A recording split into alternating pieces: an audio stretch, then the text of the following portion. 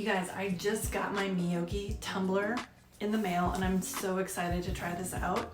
Let's unbox this. The tumbler is nicely wrapped. I love the color. Look, it's blue and green and it shimmers. It's shimmery.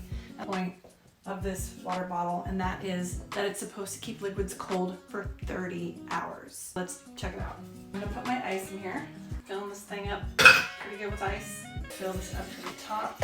Another thing I love is the lid has two options. It's got the straw spout, which you can use for cold drinks. I hear that's the best. Wow, it's already super cold and it's only been 5 minutes. And you can also stick a straw through here, and that'll be my drink straw. Keeps hot drinks hot for 8 hours. But here is the kicker of this lid. First of all, it's drop proof. So if you drop it, it will not break. It does not leak. I have never had a water bottle that did not leak at all. That is incredible.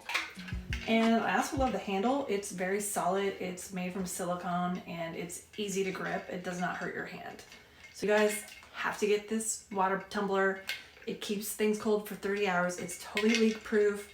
The base does not slip. It's got a rubber ring down there, so it won't like get knocked over.